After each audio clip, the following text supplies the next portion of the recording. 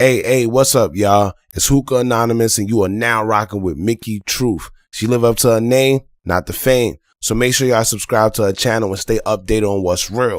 Bye. Coming from where I come from, they doubted me, but I came up. I made it through the storm, trying to conquer the world. I made it through the storm, trying to conquer the world. Coming from where I come from, they doubted me, but I came up. I made it through the storm, trying to conquer the world. I made it through the storm, trying to conquer the world. Good reporting ass Mickey. We love you, Mickey. What's up, y'all? It's your girl, Mickey Truth, aka the Queen of Paperwork, and I am back with another video. As always, all information contained in this video is for entertainment, educational purposes only. All information used in this video is part of the Fair Use Act, and any conclusions that you draw is on you, not me. So let's get it. Make sure you like, comment, share, subscribe, tell a friend to pull up. Your girl about to drop that word. Now, I have been one of the ones who have been saying, like, yo, I hear all these stories, see all these videos, but where's the documentation showing that in the court system there's these allegations? Well, stuff is starting to come to light, okay? Now, I have been holding on to the state paperwork for the FBG murder case for a minute because I wanted to cross references. But now, with the federal documents being released, I just had to go ahead and match them up. Well, let's get into one of the ones, right? One of the situations that have been just sitting around for a minute.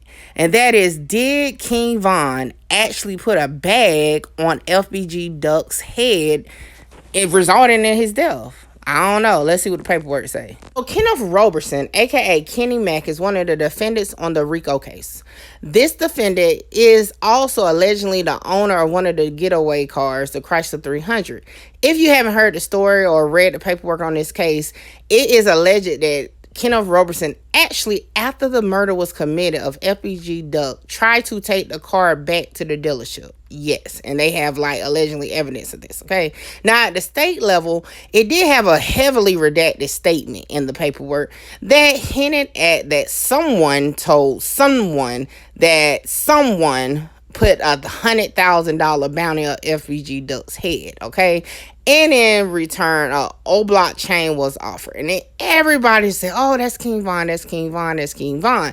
Now, I'm not even going to tell y'all no story. At some point, I probably did think so, too. But I never dropped the paperwork because it's so heavily redacted. You really don't know what's what. However, now that the federal documentation has been released, let's see, does that information match up with the state information? According to the federal documentation, in my opinion, this was definitely not a premeditated situation because they have so much alleged evidence in regards to communications between Roberson and other defendants and other people. So in this particular situation, it is stated that Roberson was texting, okay, corroborator 4 while on the way to commit the murder, okay? And they even have screenshots of the messages from the phone from corroborator 4. And in my opinion, I said that's definitely the phone on corroborator 4 because the name Mac is at the top. And it seems like, why would that be Kenny's phone if it says Mac? But anyway, nevertheless, right? So then, not only did he keep in communication with corroborator 4, but he also allegedly provided a full-out confession to corroborator 4. And this is not just an over-exaggeration, okay? It says in the documentation that Roberson embellished his role, describing himself as a shooter, which is inconsistent with the surveillance video. According to corroborator 4, Roberson told corroborator 4 that Roberson was in the back seat and fell as he got out to start shooting. Roberson told corroborator 4 that Roberson started shooting from the street and a woman started shooting back at him. So CMurder, meaning Liggins, shot her. As stated above, this detail about the offense is not public. Roberson made the following additional statements to corroborator 4 about the offense.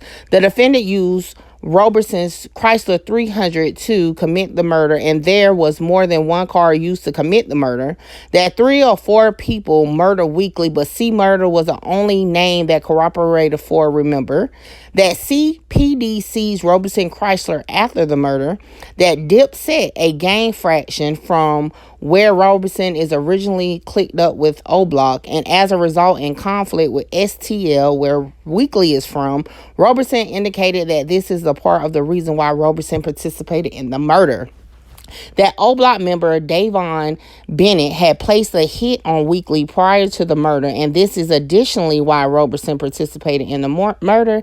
That CMurder offered Roberson an O Block chain after they murdered Weekly and told Roberson that Roberson might as well become O Block, but Roberson turned the O Block chain down because Roberson was from Dipset.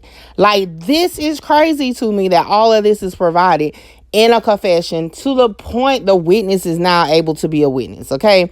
And then it later on states that Roberson actually sends over a link to the news story of the murder via Instagram to witness 7, followed up her message by writing to Roberson, "I know you ain't take your car to do that shit." This is crazy. So not only are you using your cell phone, you're using Instagram. And they have a screenshot or I guess a visual of that, but it's heavily redacted. This just has my mind like, what the fuck? In summary, based on the documentation that is now released, King Von was implemented as being the person who put the hit on FBG Duck. And this is according to a witness that was provided this information allegedly directly from Kenneth Roberson, aka Kenny Mac. So there we have it. We finally have our answer based off Kenny Mac. Information that was provided to the witness or the corroborator.